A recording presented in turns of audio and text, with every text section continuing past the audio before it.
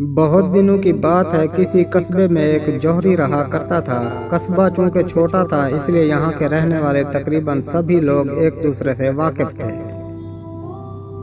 جوہری کے متعلق یہ بات مشہور تھی کہ وہ اپنے آپ پر اور بیوی بچوں پر تو خاصی رقم خرچ کرتا تھا، لیکن وہ دوسروں پر کسی مطلب کے بغیر ایک پیسہ بھی خرچ نہیں کرتا۔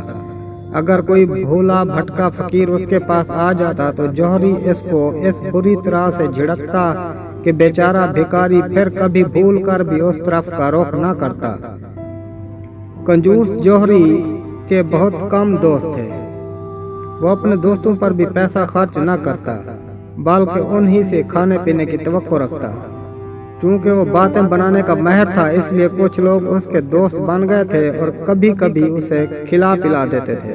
اسی قصبے میں ایک دھوبی رہا کرتا تھا جو جوہری کے بالکل برعکس تھا۔ اس کے پاس ضرورت سے زیادہ جو پیسہ ہوتا وہ دوستوں اور ضرورت مندوں پر خرچ کر دیا کرتا۔ جب شاہی دھوبی بیمار ہو جاتا تو بادشاہ کے کپڑے بھی دھویا کرتا۔ وہ لوگوں میں بڑا ہر دل عزیز تھا۔ وہ دھوبی تھا مگر لوگ جوہری سے زیادہ اس کی عزت کرتے تھے۔ ایک شام دھوبی کام ختم کر کے اپنے دوستوں سے گپ شپ کر رہا تھا کہ کنجوس جوہری کا ذکر چھڑ گیا۔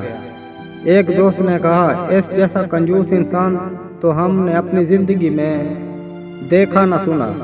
دوسرے دوست نے اس کی ہاں میں ہاں ملائی۔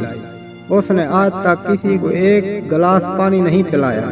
دھوبی بولا، میں اس کنجوس جوہری سے چائے پانی تو ایک طرف رہا، کھانا تک کھا سکتا ہوں۔ تمام دوستوں نے زوردار کہکے لگایا۔ ایک دوست نے ٹانگیں پھیلاتے ہوئے کہا، بڑے بڑے 30 مار خان اس سے چائے تک نہیں پی سکے، بھلا تم کھانا کیسے کھاؤ گے؟ دھوبی نے کہا، آخر تم لوگوں کو میری بات پر یقین کیوں نہیں آتا؟ جب اس کنجوس جوہری سے کوئی چیز کھانا ممکن نہیں تو یقین کیسے آئے گا؟ دھوبی نے کہا، اگر میں نے اس سے کھانا کھا لیا تو تم مجھے کیا انعام دو گے؟ ایک دوست بولا، ہم سب مل کر تمہاری ایک شاندار دعوت کریں گے۔ دھوبی بولا، تو پھر ٹھیک ہے، میں کل دوپہر کا کھانا جوہری کے گھر کھاؤں گا۔ ٹھیک ہے، ہم بھی وہاں آئیں گے، سب نے ایک زبان ہو کر کہا۔ دھوبی رات دیر تک کنجوس جوہری سے کھانا کھانے کی ترکیب سوچتا رہا۔ آخر ایک ترکیب اس کی سمجھ میں آ ہی گئی۔ دھوبی نے اگلے دن ایک خالی ڈبہ لیا، جوہری کے گھر پہنچا۔ اسے معلوم تھا کہ جوہری اس وقت دوپہر کا کھانا کھاتا ہے۔ اس نے دروازہ کھٹکھٹایا۔ کون ہے؟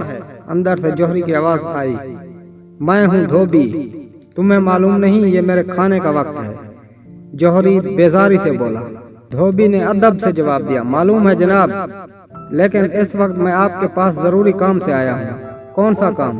دھوبی نے کہا، آپ دروازہ کھولیے، ایک ہیرے کے بارے میں بات کرنی ہے۔ ہیرے کا نام سنتے ہی جوہری کے منہ میں پانی بھر آیا اور اس نے فوراً دروازہ کھول دیا۔ دھوبی کے ہاتھ میں ڈبہ دیکھ کر وہ سمجھ گیا کہ اس میں ہیرا ہے جسے دھوبی بیچنے آیا ہے۔ جوہری کو یہ بات بھی معلوم تھی کہ دھوبی کبھی کبھی شاہی محل میں کپڑے دھوتا ہے۔ اس نے سوچا، بہت ممکن ہے میلے کپڑوں میں بھولے سے کوئی ہیرا آ گیا ہو۔ جوہری نے کہا، باہر کیوں کھڑے ہو، ادھر آؤ، بیٹھ کر آرام سے باتیں ہوں گی۔ دھوبی جوہری کے گھر میں داخل ہو گیا۔ اس وقت دسترخوان پر کھانا چنا جا چکا تھا، جس کی خوشبو سے دھوبی کی آنکھیں قل ہو اللہ پڑھنے لگی۔ مرغی کے انڈے کے برابر ہیرے کی آج کل کیا قیمت ہے؟ دھوبی نے اطمینان سے بیٹھتے ہوئے پوچھا۔ یہ سن کر جوہری کی آنکھیں خوشی سے چمک اٹھی۔ اس نے سوچا کہ ڈبے میں ضرور کوئی بڑا ہیرا ہے جو دھوبی کے ہاتھ لگ گیا ہے۔ میں اسے بے وقوف بنا کر قیمتی ہیرے کو اپنے قبضے میں لے لوں گا، بھلا اسے ہیرے کے بارے میں کیا معلوم؟ ہاں تو بتائیے، مرغی کے انڈے کے برابر ہیرے کے کیا دام چل رہے ہیں؟ جوہری کو خاموش دے کر دھوبی نے دوبارہ پوچھا۔ جوہری نے دعوت دی، او پہلے کھانا شروع کرو، ہیرے کی باتیں کھانے کے بعد ہوتی رہیں گی۔ دھوبی تو اسی انتظار میں تھا، فوراً لذیذ کھانوں پر ہاتھ صاف کرنے لگا۔ پلاؤ، شامی کباب، شاہی ٹکڑوں اور گاجر کے حلوے کو جلدی جلدی حلق سے نیچے اتارنے لگا۔ جوہری نے اپنے دل میں کہا، کوئی بات نہیں بچوں، اڑا لو میرا مال، جتنا اڑا سکو۔ میں نے بھی تم سے چند سکوں میں ہیرا نہ ہتھیایا تو جوہری کا کام چھوڑ دوں گا۔ دھوبی نے کہا، سنا ہے مرغی کے انڈے جتنے ہیرے بڑے نایاب ہوتے ہیں۔ جوہری نے چلاکی سے کہا، ہیروں کی قیمت آج کل گری ہوئی ہے۔ ایک زمانہ تھا جب ہیروں کے دام بہت چڑھے ہوئے تھے۔ लेकिन जब से नकली हीरे बनने शुरू हुए हैं असली हीरों की मांग तकरीबन खत्म हो चुकी है। फिर भी आखिर इतना बड़ा हीरा कितने का होगा? धोबी शामी कबाब मुंह में रखते हुए बोला। यही कोई 50-60 रुपए का, जौहरी ने डिब्बे की तरफ देखते हुए जवाब दिया। इतने बड़े हीरे की इतनी कम कीमत? धोबी ने रुमाल से हाथ साफ करते हुए कहा। सही कीमत तो हीरा देखने के बाद ही बताई जा सकती है। आजकल तो नकली हीरे भी असल की तरह दिखाई देते हैं। जौहरी ने मुलाजिम को खाली बर्तन ले जाने का इशारा करते हुए कहा। बड़ी मेहरबानी जौहरी साहब, आपने हीरे के बारे में बहुत कुछ बताया। धोबी जूता पहनते हुए बोला। जब वो डिब्बा उठाकर दरवाजे की तरफ बढ़ा तो जौहरी बड़ा सटपटाया और बोला, क्या तुम हीरा नहीं दिखाओगे? बेचने का इरादा बदल दिया है क्या? नकली हीरे की भी कुछ ना कुछ पैसे तो मिल ही जाएंगे। धोबी ने पुरतमाद लहजे में कहा। आपको गलत फहमी हुई है जौहरी साहब, मेरे पास ना नकली हीरा है ना असली। भला गरीबों के पास भी हीरे हुआ करते हैं। तो फिर मेरे पास किस लिए आए थे? चंद दोस्तों से मेरी शर्त लगी थी। वो कहते हैं कि मुर्गी के अंडे जितना हीरा होता नहीं, जबकि मैं कहता हूँ कि होता है। बस यही बात आपसे पूछने चला आया था। मक्कार, दगाबाज, निकाल मेरे खाने के पैसे वरना तेरी चमड़ी उधेड़ कर रख दूंगा। जौहरी एक बड़ा सा डंडा लेकर उसकी तरफ झपटा।